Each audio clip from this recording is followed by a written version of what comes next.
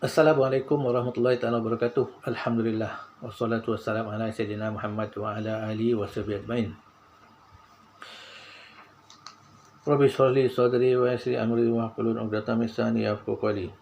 Subhanaka la ilma lana illa ma 'allamtana innaka antal alimul hakim. Pertama-tama kali marilah kita bersyukur kehadrat Allah Subhanahu wa taala kerana kita masih lagi diberi peluang hidup oleh Allah Subhanahu wa taala dalam lingkungan iman, Islam dan ihsan. Dan juga jangan lupa kita sentiasa bertaubat kepada Allah Ta'ala atas segala dosa kita yang lalu, sama ada secara nyata ataupun tidak, kerana dosa-dosa ini adalah hijab antara kita dengan Allah Subhanahu wa Ta'ala, ya, dan akan menyebabkan kita sengsara di kemudian hari.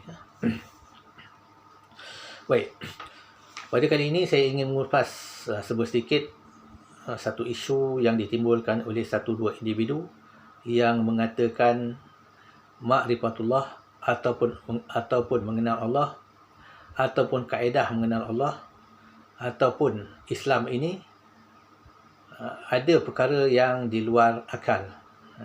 Maknanya menurut mereka, apabila mereka berbicara tentang Allah Ta'ala dan juga tentang Islam, yang mana bercanggah dengan Al-Quran dan Hadis, itu adalah ilmu makrifah yang di luar akal. Ya. Apakah benar dakwaan mereka ini? Ya. Sebelum itu kita kenal dulu lebih kurang secara ringkas tentang akal. Ya. Apakah itu akal? Ya. Di dalam tubuh kita ini ada satu jisim halus, iaitu diri kita yang sebenarnya. Ya, ini jisim kasar tubuh kita, jisim halus di dalam tubuh kita. Inilah yang dinamakan kita, yang mengaku, yang mengatakan keakuan, ya, yang selalu mendakwa keakuan, aku. Inilah jisim halus.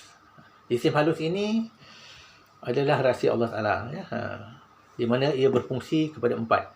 Apabila ia berfikir, dinamakan akal. Apabila ia merenung, dinamakan hati. Apabila ia menghidup, dinamakan roh. Dan apabila ia berkehendak kepada itu ini, dinamakan nafsu. Tetapi ia adalah satu juga. Berbeza tentang fungsinya. Baik. Apakah fungsi akal? Akal itu memikir. Memikir dan mencari resolusi ataupun mencari penyelesaian, ya. Itu akal.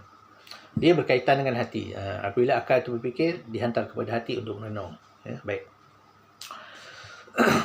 Baik, mari kita lihat apakah yang telah dikatakan oleh Allah Subhanahu Wa Taala tentang akal. Kerana kita ini dicipta oleh Allah Subhanahu Wa Taala, maka kita tidak boleh lari daripada merujuk kepada apa yang Allah Taala telah katakan, ya. Baik. Kita buka dalam Quran surah Al-Mu'minun, ya. Al-Mu'minun ayat ke 79, ya. 79. 80, ayat ke-80. Ya, dikatakan A'udzubillahi minasyaitonir rajim. Wa huwa alladhi yuhyi wa yumiitu wa lahu ikhtilaful laili wan nahar afala taqilun. Disebut sini, ya, wa huwa alladhi yuhyi wa yumiitu wa lahu ikhtilafu al-laili wan nahar afala taqilun. Begitulah lebih kurang, ya. Kadang-kadang tergeliat lidah yang kita nak baca. Artinya dialah yang menghidupkan dan mematikan, dan kepunyaannya peredaran malam dan siang, dan tidak jugakah kamu mau mengerti? Ataupun dikatakan ditafsirkan, maka tidakkah kamu mahu menggunakan akal kamu? Maksudnya, ya. Ya, apa yang dikatakan dalam kitab tafsir yang ditafsirkan oleh ulama, ya, bahawasanya dialah yang menghidupkan dan yang mematikan, tidak yang lain, tak ada pihak yang lain, ya. Maknanya Allah Ta'ala itulah yang menghidup dan mematikan. Datangmu ke dunia ini bukanlah atas kehendakmu sendiri, bahkan tarikh lahirmu di dunia pun engkau tidak tahu, ya. Kita datang di dunia ni bukanlah kehendak kita sendiri, bukan. Melainkan kehendak Allah Taala, ya. Bahkan tarikh lahir kita pun kita tak tahu, ya. Selagi mana tak diberitahu oleh ibu kita. Dan kamu pun dimatikan. Betapa lekat hatimu atas bumi ini sehingga kamu lupa bahawa hidup itu harus berakhir. Namun kamu mahu atau tidak mahu mesti mati. Yang mematikan itu ialah Tuhan sendiri, tiada lain. Jangankan soal hidup dan matimu, sedangkan pertukaran antara siang dan malam Tuhanlah yang mengaturnya. Ya. Lihatlah teratur perjalanan matahari dan bulan, dan tidak sedikit pun tidak pernah berubah. Ya. Kerana sangat rapinya pertukaran siang dan malam itu dapat menghitung bilangan tahun, bulan, hari, detik dan jam. Lepas tu, tidakkah kamu mengerti? Tidakkah kamu memikirkan? Disebut afala taqilun, ya, taqilun, memikirkan.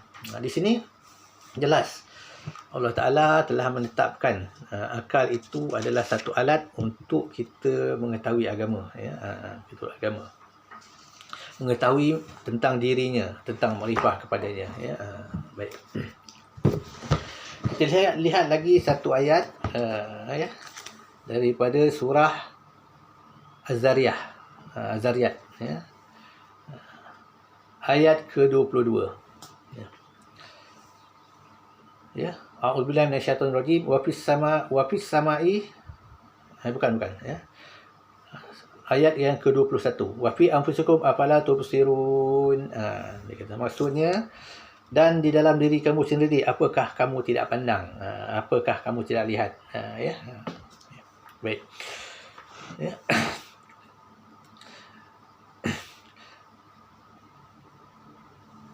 Ya. Meskipun ayat di atasnya, meskipun ada hubungan, ayat 20 dan 21 sesuai dengan jalan fikiran falsafah, ya. Ayat 20 mengatakan dan di dalam bumi ini terdapat tanda-tanda bagi orang yang yakin, ya. Wa fil ardi ayatul lil mu'minin, ya. Dan di dalam bumi itu terdapat tanda-tanda bagi orang yang yakin. Disambung, dan di dalam pada diri kamu, mengapa kamu tidak pandang? Kenapa kamu tidak lihat?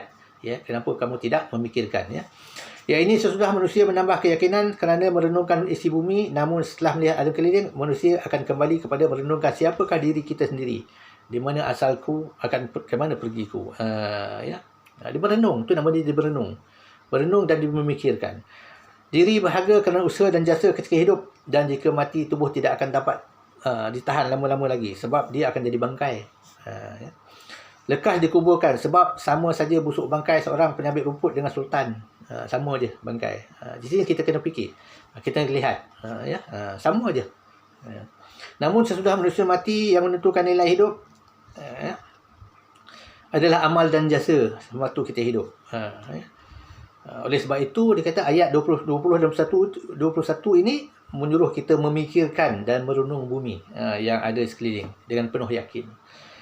Sesudah itu kita fikir, renung bumi, langit dan diri kita, fikir, ya. Siapa kita dan siapa kita dan siapa aku. Siapa kita dan siapa aku. Ya. Apabila kita telah mengatur berfikir cara demikian, nescaya sampailah kita kepada satu kesimpulan, ya. Segala sesuatu jadi bukti baginya, menunjukkan bahawa dia adalah esa. Maknanya kita kena fikir, kita akan sampai satu titik pemikiran bahawa segala sesuatu ini menjadi bukti adanya dia yang esa. Ini beragam menjadi bukti bahawa dia lah esa. Ya, baik. Ya, sesudah kita sampai ke taraf ini, iaitu hidup di dunia ini bukanlah hidup yang kosong. Tidak ada tujuan, melainkan ada Maha Pengatur yang dengan lindungan kuasanya seluruh langit dan bumi ini kekal seperti ini, ya, dikekalkan.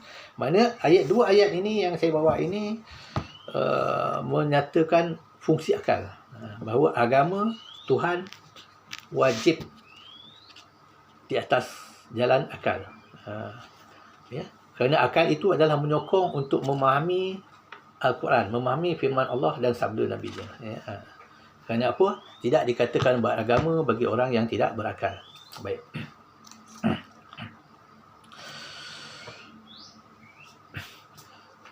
Individu ini mengatakan Apabila mereka bercerita tentang makrifah, bercerita tentang Allah Ta'ala, mereka mengatakan di luar akal.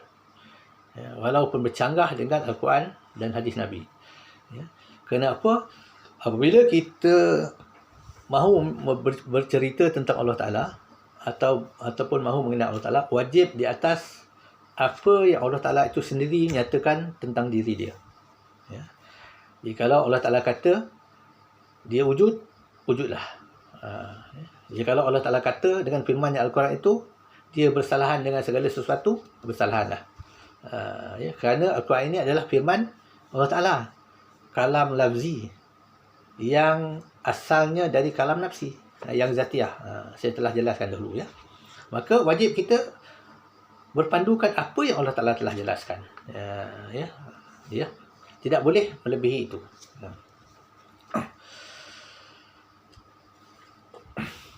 Salah satu hujah mereka, dia mengatakan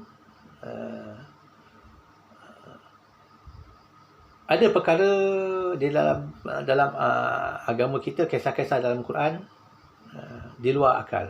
Contohnya dia berkata kisah tentang Nabi Nuh membina kapal di atas bukit. Ya. Itu di luar akal kita, di luar akal kita berfikir. Kenapa membina kapal di atas bukit? Tidak di dalam laut, tidak di tepi laut. Ya. Kerana mustahil bukit tu boleh menampung air, dikata mereka. Mereka jadi mereka tak boleh fikir. Tetapi Allah Ta'ala telah menjelaskan dalam Quran. Selepas Nabi Nuh membina kapal, maka turunlah hujan dengan ribut. Maka air itu naik hingga menenggelamkan seluruh muka bumi dan juga bukit-bukit. Jadi kapal Nabi Nuh itu pun berlayar di dalam air banjir besar itu, dalam bah itu.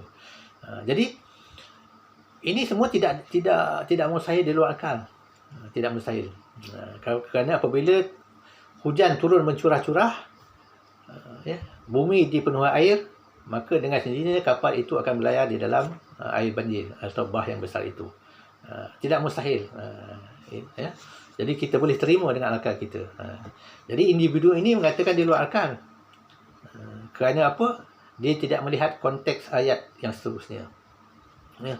Baik. Ada lagi individu yang mengatakan zat Allah Ta'ala itu meliputi zat makhluk. Ya. Mereka mengatakan zat Allah Ta'ala itu meliputi zat makhluk. Dan mengatakan seolah-olah kita ini berada di dalam satu selimut. Ya, mana kita ini makhluk, selimut itu adalah zat Allah Ta'ala. Ini katanya. Kerana zat Allah Ta'ala itu meliputi alam, katanya. Ya. Ini bercanggah dengan ayat Quran yang mengatakan zat Allah Ta'ala itu bersalahan dengan zat makhluk. Zat makhluk. Mustahil. Kerana apa? Sesuatu yang sama hakikatnya, barulah ia boleh bersentuh ataupun menyeliputi. Seperti kita zat makhluk. Selimut itu pun zat makhluk, jisim, maka dia boleh menyeliputi. Tetapi Allah Ta'ala itu bukan jirim, bukan jisim, bukan benda. Jadi mustahil ia boleh menyeliputi kita. Ya, tidak boleh. Mustahil. Ya. Kerana dalam ilmu tauhid disebut dekat kita dengan Allah tidak bersentuh, jauh tidak berjarak. Kerana tidak bersentuh, kerana hakikat kita dengan Allah Ta'ala ini tidak sama. Tak sama. Jadi tidak boleh bersentuh, apalagi menyelimuti. Dan jauh kita dengan Allah tidak berjarak, kerana Allah Ta'ala itu bukan duduk di dalam, bukan duduk di luar. Ya. Jadi ini bercanggah. Jadi mereka mengatakan walaupun bercanggah, ini beyond akal, di luar akal, kata mereka. Ya. Untuk menguatkan hujah mereka yang bercanggah dengan Al-Quran dan hadis tersebut. Ya. Jadi maknanya apa yang mereka fikirkan itu bukanlah yang disebut sebagai ma'rifatullah di luar akal, tetapi adalah khayal semata-mata. Khayal semata-mata. Ya. Kerana tidak berdasarkan apa yang Allah Ta'ala sendiri jelaskan dalam Quran. Dalam Quran dan hadis. Sebagaimana yang saya katakan tadi, apabila kita nak bercerita ataupun nak membicarakan tentang Allah Ta'ala, hendaklah berdasarkan apa yang Allah Ta'ala itu sendiri nyatakan tentang dirinya, bukan akal-akal kita. Ya. Baik. Memang ada di dalam Quran, hadis, perkara-perkara di luar akal. Seperti perkara samiat. Samiat itu perkara-perkara yang contohnya seksa kubur, seksa kubur dalam dan juga alam akhirat. Contohnya disebut bahawa nabi-nabi hidup di dalam kuburnya, jadi akal kita susah untuk memikirkan bagaimana dalam lubang yang sempit boleh hidup.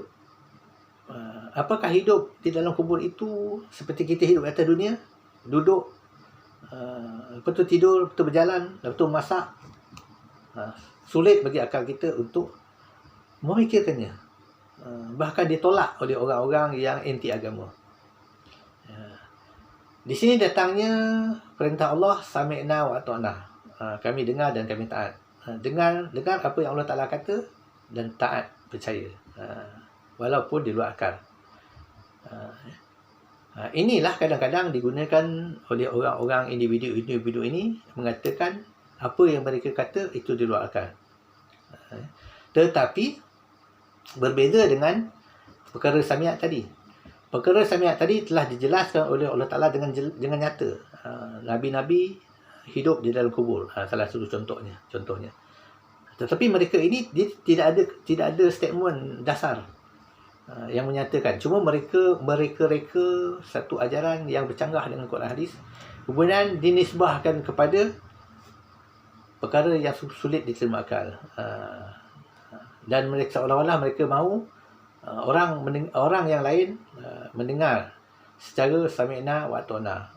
Jadi ini tidak benar. Kaedah mereka tidak benar. Kerana apa yang mereka perkatakan itu tidak ada di dalam Quran hadis, bahkan bercanggah dengan Quran hadis. Yang bersalahan dengan perkara samiat yang dinyatakan oleh Allah Ta'ala dan Nabi-Nya dengan jelas yang nyata. Jadi ini supaya juga kita dengar ada di antara pakar-pakar, dikatakan pakar kaunseling, mengatakan kita berfikir di luar kotak. Fikir di luar kotak, kerana dalam kotak ni kita tak boleh selesai. Fikir di luar kotak baru selesai. Jadi ini sebenarnya kalau kita berfikir di luar kotak, itu namanya khayal. Khayal, bukan berfikir. Kerana apa? Berfikir dia mesti dalam lingkungan wilayah akal. Dia dan tertakluk pada perkara yang diciptakan. Jika perkara ini masuk akal, kita terima. Dan jika tidak masuk akal tetapi dijelaskan dengan dalam Quran dan hadis tentang perkara-perkara seperti perkara samiat tadi, itu ada dasarnya, itu sami'na wa ata'na. Kami dengar dan kami taat.